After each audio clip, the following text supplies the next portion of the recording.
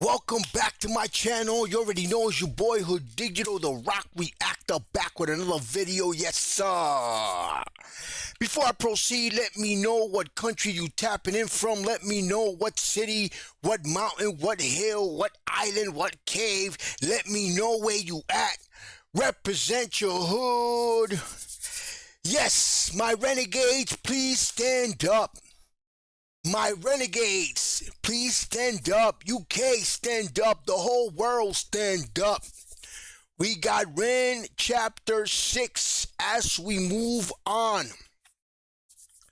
You know, guys, I sometimes I look back and I start thinking how my viewers, this channel and my viewers, have basically made me lower down my level of ignorance when it comes to um just basically not accepting something as soon as they view it up. You know what? I don't like this shit. Nah, this shit whack. Without actually looking into it, giving things a chance, digging a little deeper into things when it comes to music. And sometimes, and Ren is a perfect example. When I first heard Ren, to never forget the music, I named it the musical art fart because I just didn't like it. I just didn't like that song, Hi Ren. I didn't like it. I thought it was, I didn't get it, basically. I didn't get it. I was trying to be very respectful. If you look in the video, I was trying to be respectful. I didn't want to be disrespectful, but I didn't like it. I just didn't like it. But I like to say something else that we are very thankful to have someone like Ren because Ren's trials and tribulations teaches us a lot.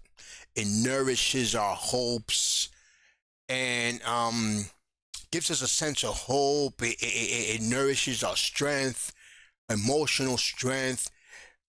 Looking at him, he's like the prototype of perseverance, and it helps us. But I like to say something else that Ren is very lucky to have the Renegades because I still remember how I gave it another chance just by what the Renegades were reacting to my reaction, just what they was telling me, you got to give it a chance. And they were very educated. They were very respectful of my opinion. And that's what really made me give it another chance. I wasn't going to hear Red again. I wasn't, guys. I'm going to keep it real with you. I wasn't. But I started reading all the comments. And the Renegades were very respectful.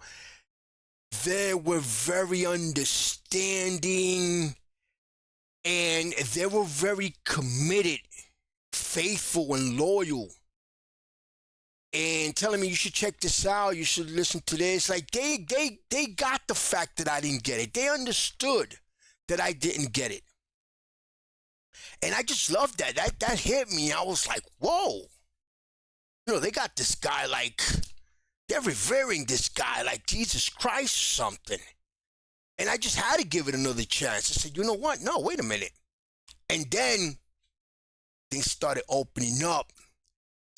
Oh, wait a minute. Oh, this guy kicked bars. Oh, this and that. And then as time progressed, Ren, I have Ren up there somewhere with Jesus Christ.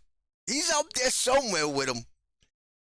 But yeah, I love Ren now. I could say that I love Ren. I love his trials and tribulations. I love his passion. Everything about Ren is just wow. I can't even describe it. But he's definitely more than music to me.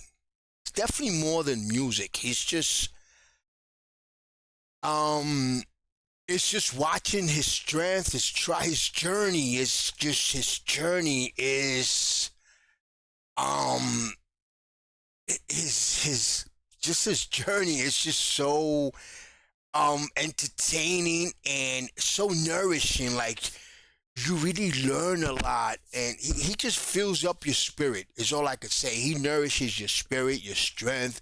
Just looking at him and his whole journey. I think his whole journey is just a benefit to everybody, guys. And I just recommend you guys, anybody that's watching this, look at this. If you don't want to do it with me, do it by yourself. But watch the chapters and look at his trials and tribulations. Because I'm sure that there is something of Ren that you will relate to. And I could be here on and on. I could be here all day. All day I could be here talking about Ren. But anyway, guys, let's get right to it, man. Let me stop talking. Because if not, I'm just going to sit here and just keep talking about Ren all day. Guys, and before we proceed, if you haven't already, please make sure you subscribe to my channel. Hit the notification bell. If you like this video, hit the like button. Any donations to my channel will be greatly appreciated. My PayPal account is on the description. Without further ado, this is Ren Chapter 6.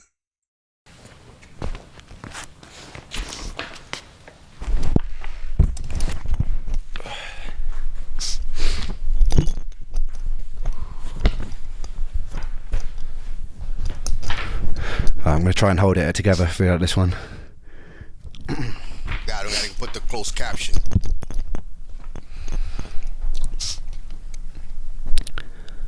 "2015 was the worst year of my life.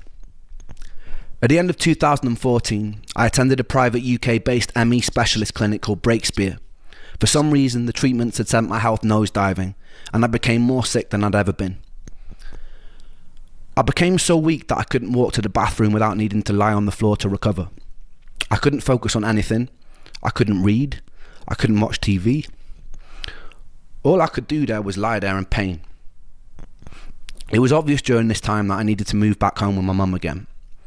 She moved to Cardiff with a new husband, and they had a spare room, which became my tomb for the next 8 months. At this point, I was so weak that the most that I could manage to do a day was to take a shower. The rest of the time I was confined to my bed. I started reacting even more severely to foods, so every single meal had to be blended into soups or broths to avoid negative reactions. Pain constantly shot through my shin bones and through my feet, like splinters.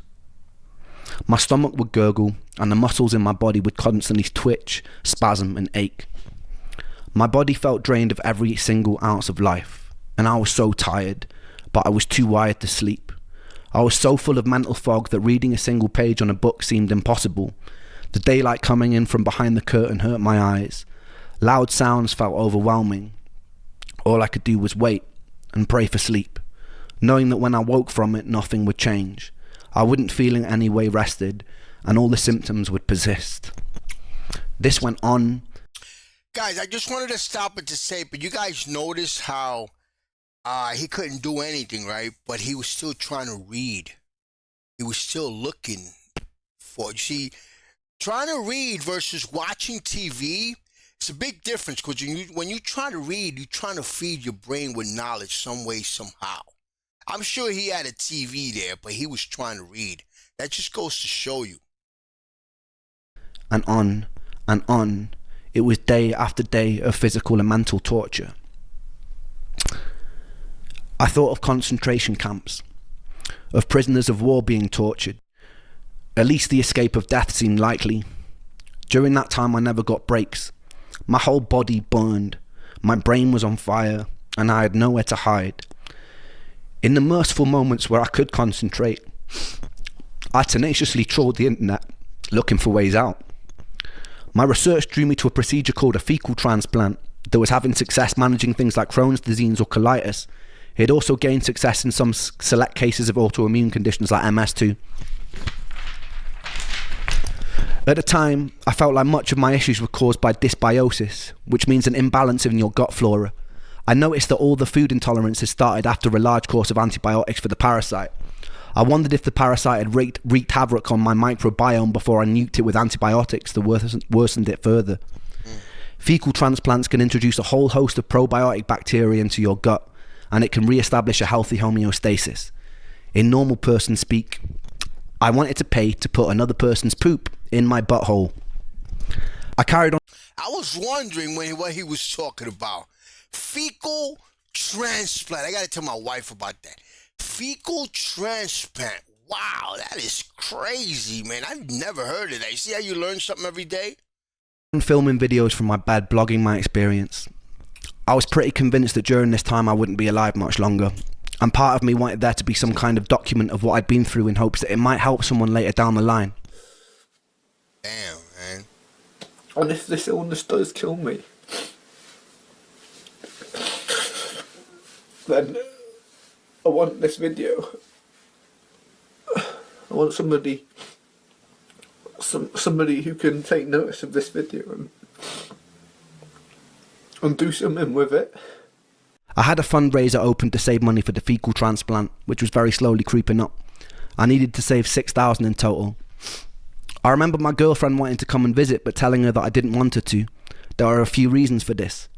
One, I was pretty sure I was going to die soon. The day before Joe died, I'd been sat with him at a pub, catching up, playing pool, cracking jokes. I'd often wondered if I'd have been hit. You know, when I seen Ren like that, I started thinking that the best thing that happened, or that's been happening with Ren, one of the best things is that Ren is documented this, because this is gonna help so many people moving forward throughout the years. I didn't check how old this video is, or these videos are, but I'm sure that this is gonna help a lot of people that are gonna say, damn, this guy went through all this. And all these things that he's went through, and all these doors he's tried to open. This is gonna help a lot of people, guys. It's all I could say. This is gonna help a lot of people. Hit less hard by his death if I'd been away at university when it happened. For my girlfriend's sake, I wanted her to have distance from me. I also felt ugly. I felt unlovable. I was unable to communicate, and I didn't want her to see me like that.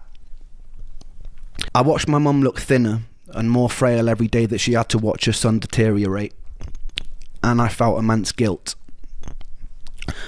My mum would often walk in and find me either crying on the bathroom or kitchen floor, having no energy to get back into bed. She'd often sit with me and massage my feet, which always hurt, and she'd hum melodies to me like she would do when I was a little boy. During this whole time, I hadn't picked up my guitar. I barely had any sunlight touch my skin, and I lost a lot of weight.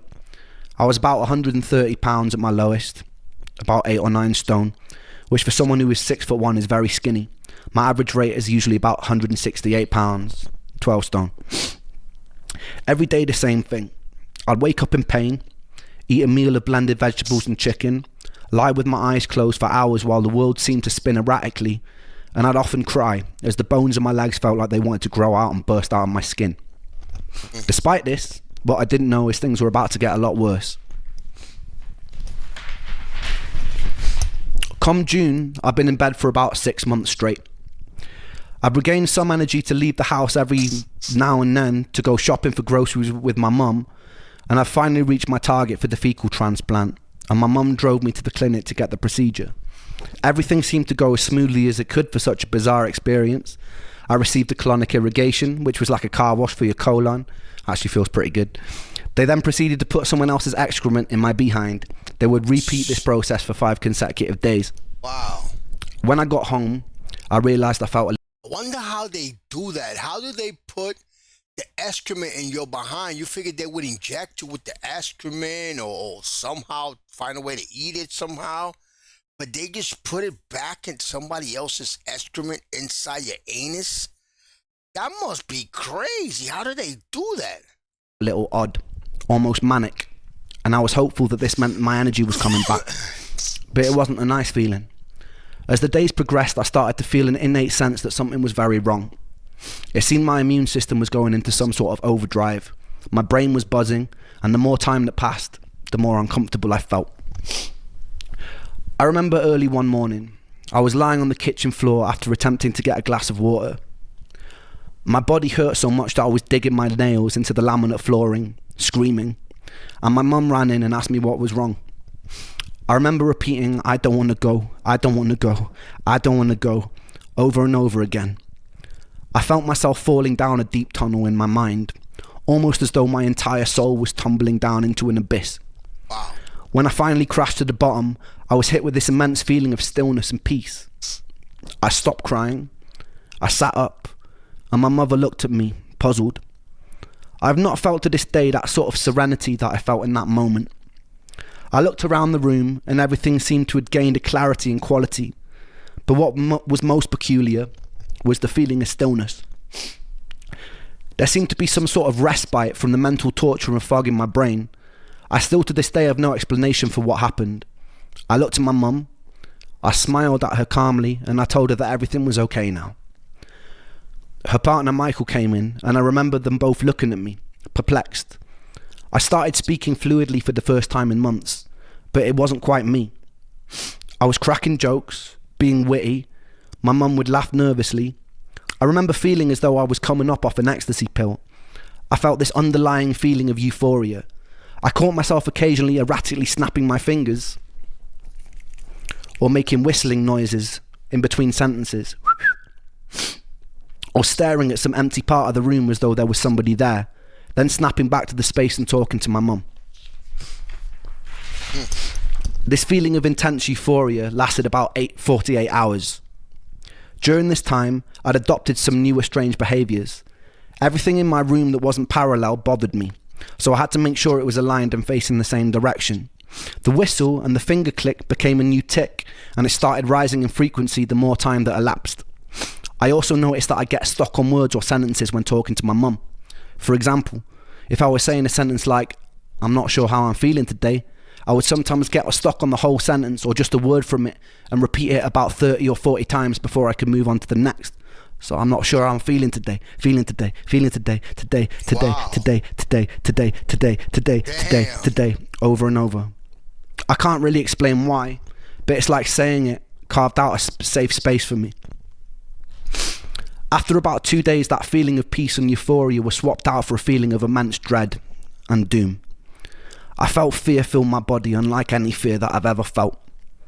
I'd often wake up in the early hours of the morning screaming at the top of my lungs, a torturous scream that would fill the whole house, a scream like my legs were being sawn off. I felt pure terror. My mum would run in and try and calm me down.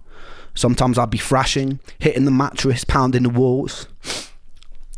It usually ended up in me exhausting myself and her stroking my head in her lap as I sobbed and repeated the same words over and over again. Everything in these moments terrified me. The compulsion to make everything parallel became a necessity. Whenever I was in the kitchen or car and the dials were facing the wrong way, it taunted me. My mum started taking me to a weekly talk therapist in hopes it would stop me from killing myself. I did catch myself researching the most painless ways to do it. I often daydreamed about death, and it made me feel at peace. Wow. At this point, intense paranoid delusions started creeping in. I wondered if what was happening to me was demonic. I don't remember how I got there, but I remember one time speaking on the landline to someone who claimed to be an expert in dark magic. He told me that being around my mum was bad for me. He told me that she was bad. He told me that I needed to do a ritual with black wax candles in order to free myself. I remember ordering black candles from eBay, and when they arrived I had a change of heart, and I decided against doing this dark magic ritual. I fell asleep that night, and I woke up the next day to find the candles totally melted onto the white mantelpiece that they were on. They'd never been lit. I still don't really know for certain if anything of these things happened, but the melted wax was definitely real. I remember picking it off with my nails. There were moments that my rational mind knew that I was hallucinating. Sometimes in the night I would hear perfect string quartet symphonies with no sound source for them to be coming from. I remember one time my mum took me with her to the post office because during this time I'd rarely been left in the house alone. I remember the lady behind the till reaching for some sellotape. As she tugged on the tape, it sounded as though it had been amplified 1,000 times. It was deafeningly loud. I ran out of the store crying and shaking, and I sat in the passenger seat of my mum's car, rocking back and forth, where she found me uncontrollably sobbing, repeating the words, I can't, I can't, I can't, I can't, I can't, over and over again. Damn. My paranoia grew. I boomeranged between thinking I may have been latched onto by some demonic entity, and I became suspicious of even my own family, to thinking I might be part of some sort of twisted experiment, where a group of observers were seeing how far they could push me before I snapped and shattered.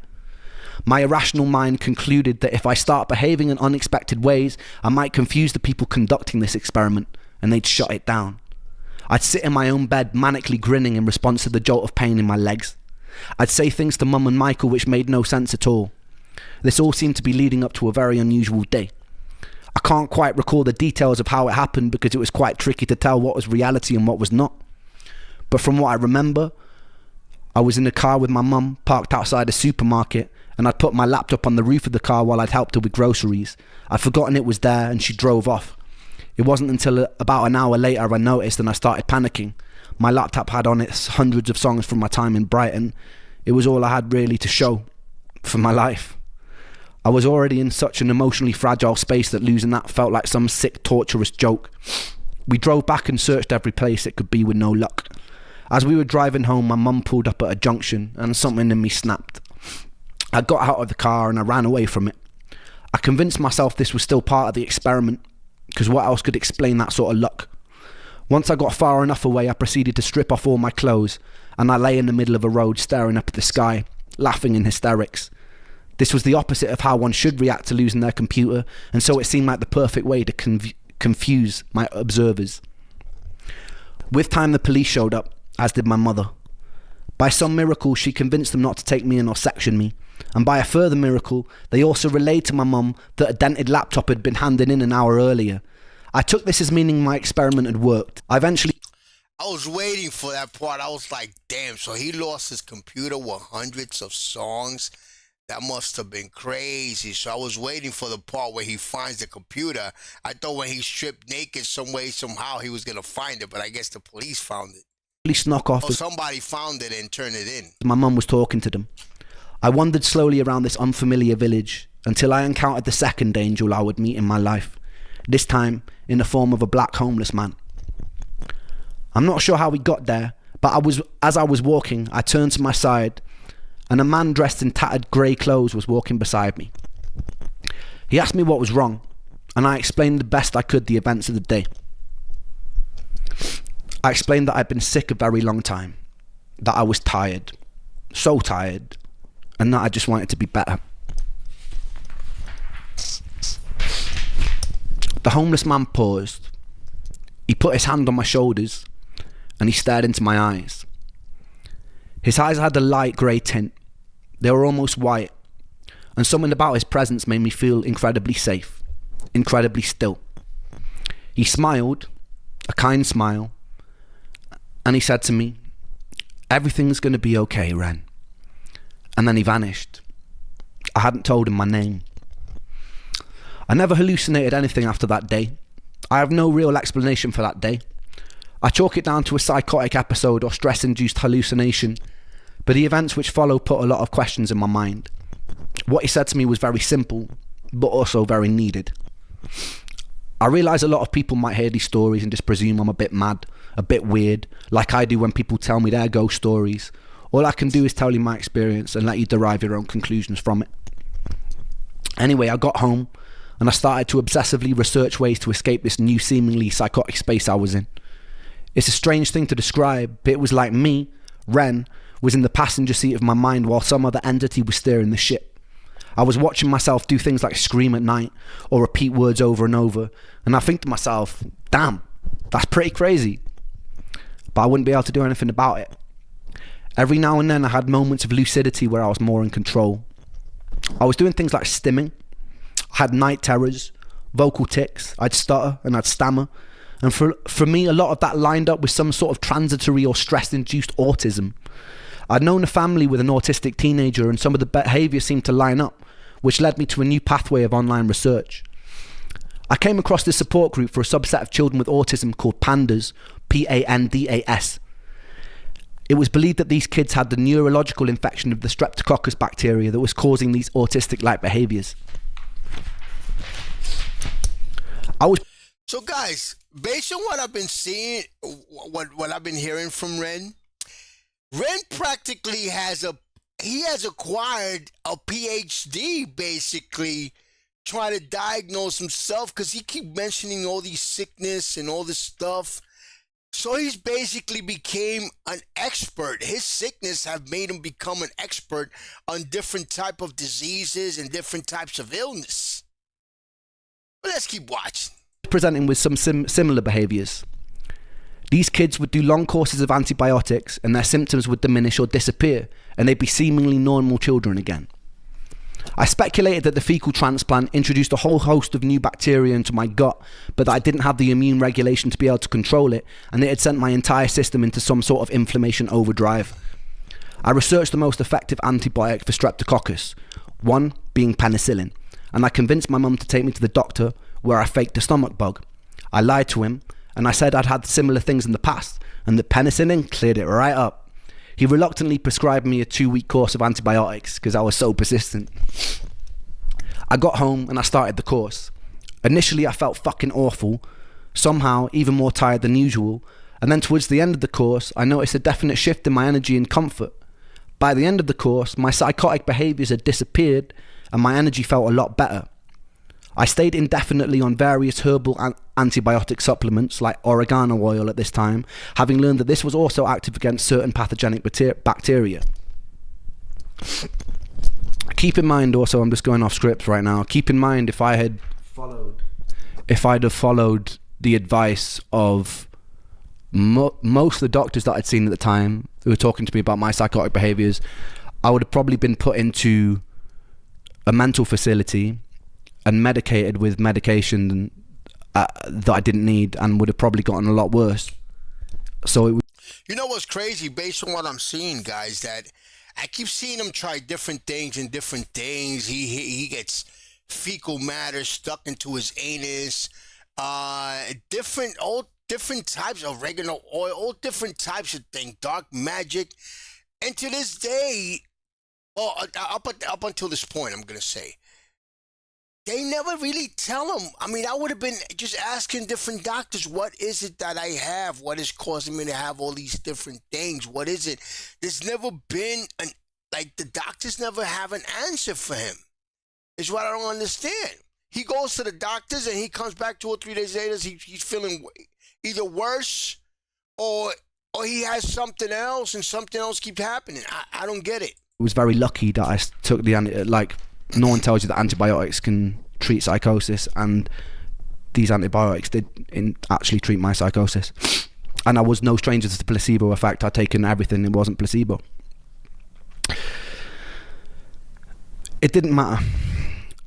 After about a week, I'd finished the course, and some of my more familiar symptoms like fatigue and pain started creeping back again.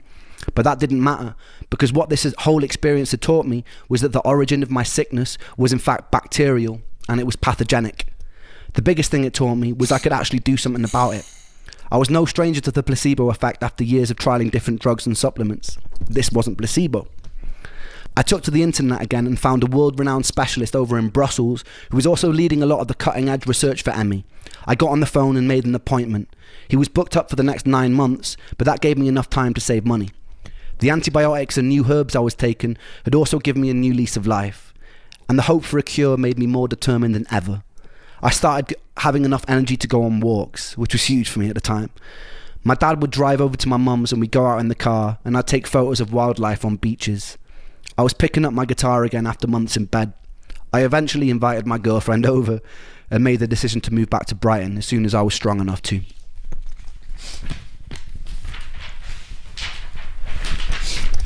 It was around this time that I started working on the album Freckled Angels. I knew that the future tests weren't going to be cheap. I pulled together some old tracks from the days I was working with Sony, and I got hold of Eric and asked his permission to release them, which he graciously granted, so thank you, Eric. I then pulled together some newer material and compiled my first ever album from my bedroom. In those days, I had no real way of promoting myself and no energy to do shows, so it was mostly to be listened to by my friends and family. I named the album Freckled Angels after Joe. Joe was covered head to toe in freckles, and it seemed fitting to dedicate this work to one of the coolest and funniest people I ever knew. Any ounce of energy I did have from my limited reserves, I'd pour into recording that album. It's by no means a work of art, and it's a bit thematically disjointed, but some songs like Crutch or Pocket Full of Pain went a long way to photographing that time. I'ma leave you with a recording of Pocket Full of Pain. Back in those days. Enjoy. Guys, but you notice how at the end of this video, all of a sudden he gets well for some, like always, because like I guess his condition is like an intermittent condition. There are times that he's feeling a little bit better, and then he goes back in again. It starts again. It starts up again. But you notice when he starts getting into music, he does not mention, while he's doing music, he does not really mention that he's getting illnesses or he's getting symptoms, for that matter. It's like the actual music, once he gets into music, the actual music, it of course, is like a Band-Aid for him, or actual relief. Well, let's continue to watch. Cool.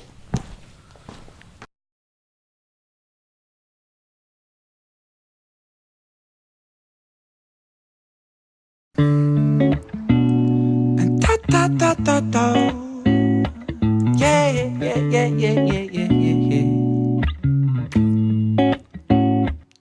I watch the sun when it rises, when it's climbing the sky. I sit here with the pocket full of pain. I've got tears in my juice, in my mind. There's a noose, but my hope makes me cling to the day.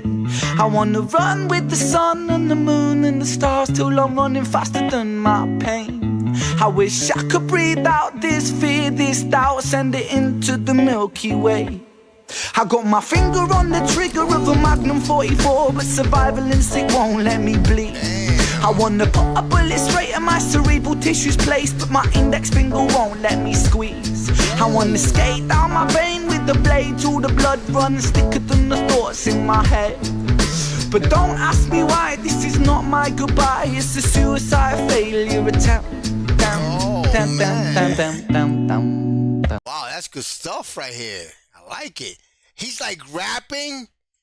I think I rewinded too much. He's like rapping, but he's singing at the same time. I wanna run with the sun and the moon and like he's singing, but he's singing bars. The stars till I'm running faster than my pain. I wish I could breathe out this fear, this doubt, send it into the Milky Way. I got my finger on the trigger of a Magnum 44, but survival instinct won't let me bleed. I wanna put a bullet straight in my cerebral tissues place, but my index finger won't let me squeeze. I wanna skate down my vein with the blade till the blood runs thicker than the thoughts in my head. But don't ask me why, this is not my goodbye, it's a suicide failure attempt. It's a suicide failure attempt.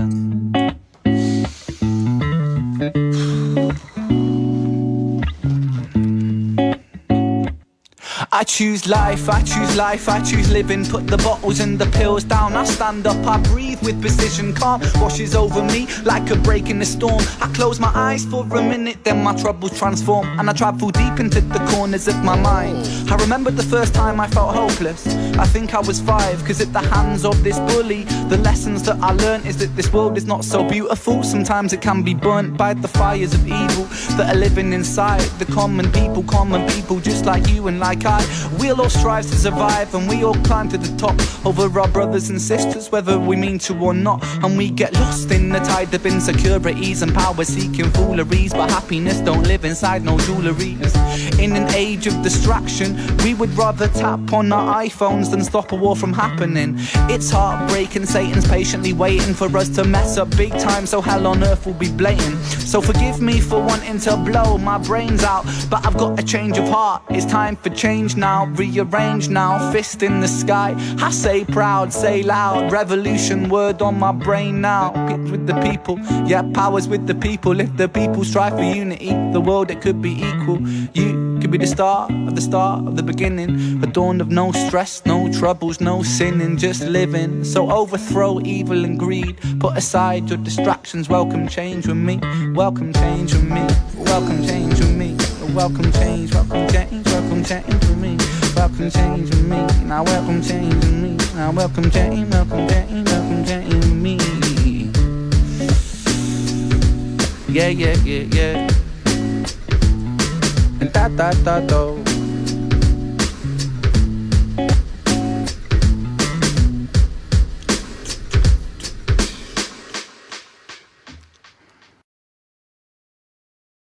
Guys, but you notice how right here, if you look at this video at the end, you wouldn't think that Ren is a sick guy, or that he's sick at all. At all. And what I mean, what I'm trying to get at is that he's doing, when he sings, when he actually gets to singing, it's like that's his cure. That's like his Band-Aid when he actually gets to singing. So it's like, it's hard for me to explain, but I think that Ren, his cure is really his music. 'Cause you see him when he sings, he's so full of life. Or is it me, guys? Let me know. But to me, Ren's cure is really not just his music, his art in itself. Just his art. And then because when he's singing and he's rapping or whatever he's doing, when he's making music, his passion just grows. And then his passion is basically, it's infectious. It infects all of us. It's addictive. But like I said, I could be here talking all day about Ren. I could be my point is that based on what I see here, his art is his cure. He tries everything, but then when he's singing, it's like that's what gets him well. But guys, man, we're gonna do chapter 7 next week. Hopefully, guys. You guys already know. I gotta do Sam Tompkins. Anything Ren, make sure you send it my way, guys. Send me a Ren song I'm gonna do in a couple of days, guys. Send me a Ren recommendation, a good song that I haven't done already. Check out my Ren playlist. I got the Ren playlist and I got the Ren Life Chapters playlist on. So check out my Ren playlist, and any song that's not there, send it my way.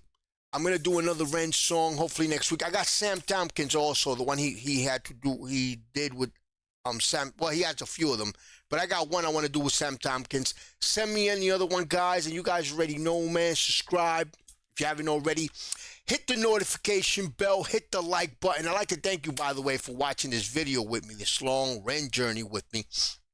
And like I said, any donations to my channel will be greatly appreciated. My PayPal account is on the description. In the meantime, guys, peace, love, and God bless.